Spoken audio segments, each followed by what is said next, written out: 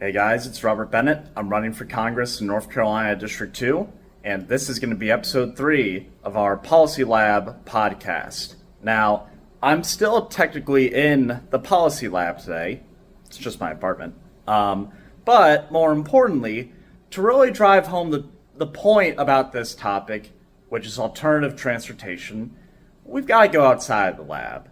So I'm going to go to the Lenovo Center and kind of the State Fair, Carter Finley area to really drive home this point. All right, guys, I'm on Hillsborough Street near NC State's campus, and with the Connected Communities approach, the thing is, there basically means you have multiple transportation options. So right now, hopefully the shutter doesn't mess up, but I've got a bike lane, I've got the ability to use my car, I can just walk. In other words, I have transportation options. Now let me show you where that ends. Okay guys, I'm sorry if there's some audio issues because there is some traffic bussing by, but I need to film this to prove the point. I'm further down Hillsborough Street and camera views. There is no bike lane here. There is a greenway near Meredith College here. However, that greenway goes that way. All right, so if you wanted to get to the State Fair, PNC Arena, the Lenovo Center, where my great NC State basketball team will be playing at shortly in November, you have to go down there. But you see that highway? It effectively is cutting off an entire community of people near NC State who could walk and or bike and or take a bus or something like that, scooter even, over to Carter Finley, over to the State Fair. But they can't. Why? There's no fucking bike lane. There's no sidewalk over there. And if you were to try to walk it, you're basically just walking in the traffic. And that's not a very safe feeling now, is it? As I've been waiting for this video, all right? Because I love public transportation, and I'm not going to compromise on that. Again, there are programs that especially the Biden administration had to help fund alternative transportation options, but they never got enough credit, and Biden didn't even do a good job of talking about it, to be honest. So I'm going to talk about some of those in my Connected Communities approach right now. One more thing. You might have feeder roads in a place like this, and there is one here. You can kind of see the State Fair in the background there. However, the issue is that it's very jagged. Once you get onto Blue Ridge Road up ahead, there's not really a bike lane. Frankly, it's pretty dangerous, and there just aren't good alternative options top to bottom. In other words, all these streets, all these, options need to be connected, and when they're not connected, they are quite simply disconnected. We are back in the Policy Lab, all right? And again, we're going to talk about what a Connected Communities approach looks like. This is what I want to bring to Congress. This is the reality I want to make for North Carolina, effectively to give all of our residents transportation options, no matter who you are.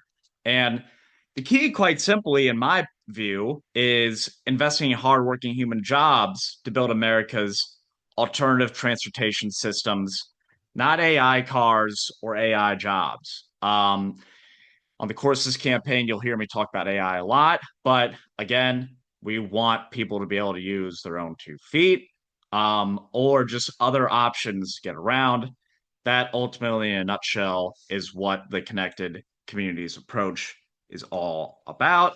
Again, kind of an all of the above approach, whether it's walking, biking, scootering, getting proper walkways and bikeways that are safe so you can use those options. And one of the first programs I want to highlight that is certainly something that is on my radar, but we may even have to do a separate video in the future, is the Surface Transportation Block Grant Program. It doesn't really get talked about a lot in politics, but it is key to this Connected Communities approach because it quite literally provided funding, billions of dollars of funding, to help fund and provide resources for transportation projects that improve the quality of life and options for everyone. including EV charging of all things. I'll probably do a separate video about EV charging and decarbonizing transportation because that's another key of my policy platform. In case you're wondering, we're not going to talk about that much here today. Um, but the STBG runs out of funding in 2026. Frankly, no one's really talking about it. And it was actually, the funding was actually reauthorized during the bipartisan infrastructure law back in 2021. And it's a program that can really help connect those communities, quite literally, with a whole bunch of transportation projects. So making sure the STBG is reauthorized, refunded, and frankly, has more funding is a top priority of mine when it comes to transportation. And I talked about this in the opener, but we really do need to talk about highways because highways, contrary to popular belief, actually limit transportation options. And research, especially from the EPA, has highlighted that highways can displace homes that were redlined. Over the course of the first few decades where highways were built, nearly 500,000 homes were demolished, and nearby households experience uh, higher exposure to pollution and environmental hazards. And I want to also just be clear here. I'm not saying you can't use a car or that you can't go on a highway, because that wouldn't be realistic.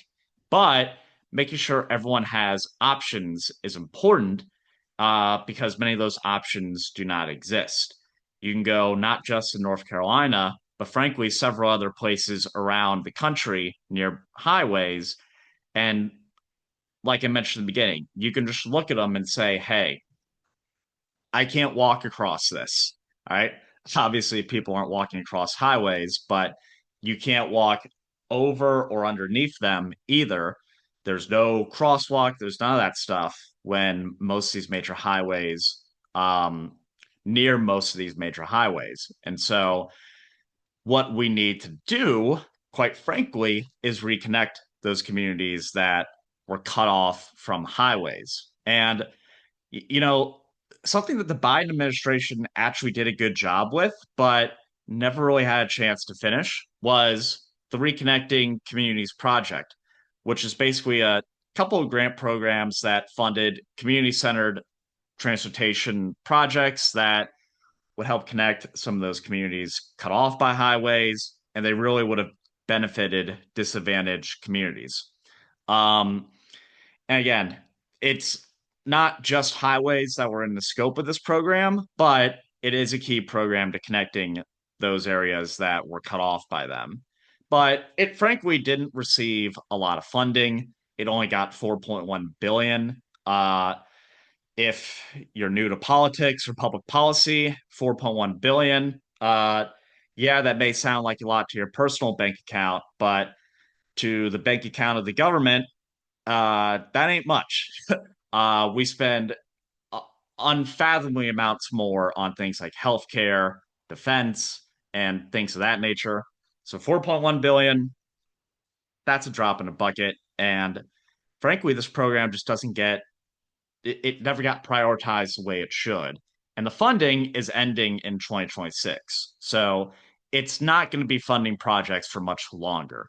And so I quite frankly don't want to hold back on transportation ambition if I get to Congress, and I will work to increase the funding and scope of the RCP to around 50 billion over 7 years. The 7 year mark is important because it's going to take time to build these transportation projects. I know a lot of people are frustrated with how long it takes for, a lot of the transportation projects you see in your community to be built, but it's worth doing them correctly, even if that takes some time. So that's why the RCP not only should be reauthorized, but with more funding, but it should also last over a long period of time so that we can truly reconnect these communities that were cut off from highways. So I wanted to make sure that that was clear here. Another program to help with the connected communities approach. This is frankly one born not just out of my personal experience, and expertise, but it's called the Attack the Odometer program. I frankly have not seen many programs like this. You can maybe find some pilots that are similar, but my approach, or one approach I'd like to try, is establish a new program um, to provide tax rebates or write offs to consumers that pay back a portion of the cost of things like an electric scooter, bike, or e bike if those residents can prove that they reduced their vehicle's mile traveled from a car. And the easiest way to do that, of course, is through the odometer or a similar GPS system, and do it from one tax year to the other. Hence the attack the odometer idea.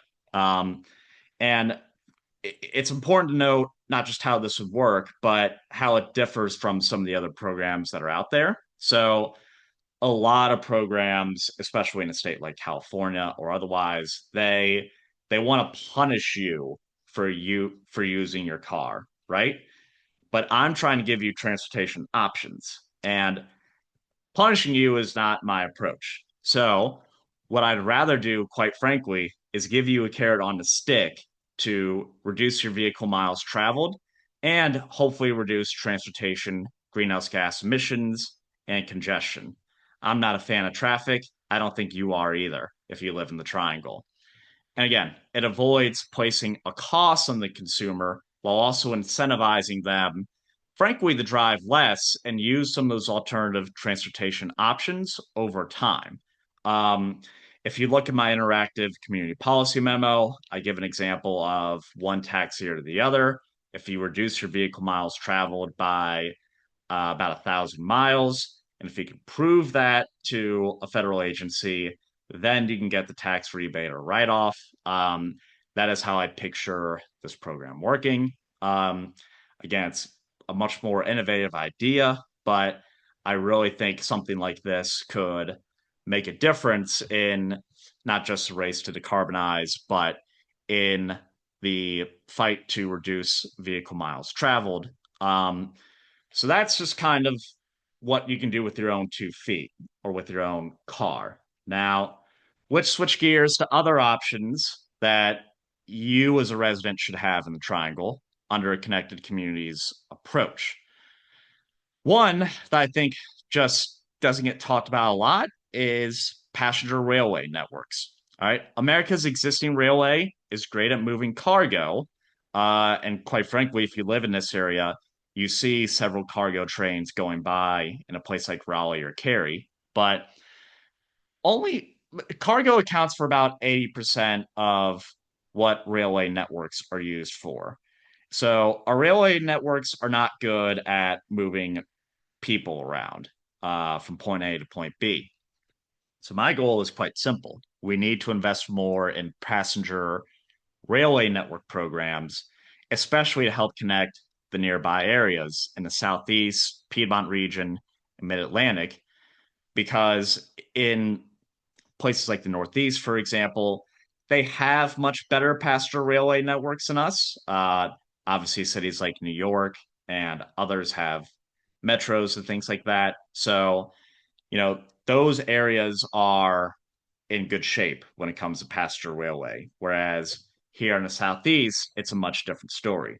And again, you'll kind of hear me say this a couple times, but the Biden administration had the right start and the right ideas with a lot of the with this connected communities approach, even though they didn't always phrase it this way. For example, they had a federal, state, national program. I believe it was around $8.5 billion total that had federal funding to extend the Piedmont corridor in North Carolina as part of a high speed connection between Raleigh, Richmond, Virginia.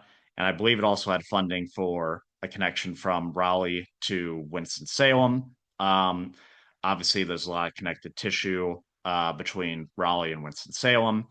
Many of the people who live here, you know, they have family in one place to the other. Sometimes I've even heard stories of people commuting from a place like Raleigh to Winston-Salem. Not many, but there are some examples out there. So quite frankly, I think Passenger railway just needs more funding, more assistance, more programs to help make this a reality so that it's a real transportation option for you. And very similarly, another thing that can really help connect these communities is light rail.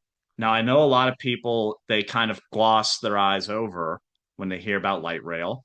I know that Duke University, for example, was not a fan of it 2 years ago, to say the least. But I think that federal funding can really make a difference and make a light rail network a reality. Go Triangle has actually been doing a study on this to look into some of the benefits of a light rail network here, frankly, not just in a triangle, but within the broader um, nearby North Carolina community. And some of their findings are pretty good. A commuter rail, another word for a light rail, can provide around 12,000 trips per day and return close to 5 billion in GDP while creating nearly 50,000 jobs over 20 years for every $1 billion that's invested. And the real big key to note is that, again, these benefits would increase access and opportunity by connecting residents, frankly, to a range of employment and educational opportunities. And I want to just pause to talk about why this connected communities approach is important is because ultimately, as I see it, transportation is about giving you access to opportunities. It could be the chance to go to a school. It could be a chance to go to a job opportunity that you wouldn't have otherwise. It could be a chance to go hang out with your friends and family in a much more economic and frankly time efficient fashion that you wouldn't otherwise have. And so that's why something like the right rail needs to be fought for, especially at the federal level, because not only can it help, connect the dots in terms of something like funding, but it more importantly helps connect the residents in a place like the Triangle to the opportunities that they should have. And I'm not going to go over this too much in depth, but you can actually go on Go Triangle's website and look more into what their plan is for such a light rail network. Um, if you were asking me, I think that you could even add more stations to a project like this over time. That's just kind of my opinion, but let me see if I can do my clicker here. Now you have the laser pointer. All right. You can see several stations, not just in Durham, RTP, and kind of the Morrisville area, but several in a place like Blue Ridge Road. Um, Obviously, I was trying to get there earlier in this video. So if you're sitting here after going through state fair traffic or I-40 traffic on a Monday night during your morning commute, imagine if you had a light rail to use instead, and then you didn't have to sit there in traffic all day. I think that kind of speaks for itself. You could also have connections at places like NC State, downtown Raleigh, and then even go further out to places like Garner. The image kind of cuts off, but it goes further into Clayton and parts of Johnson County.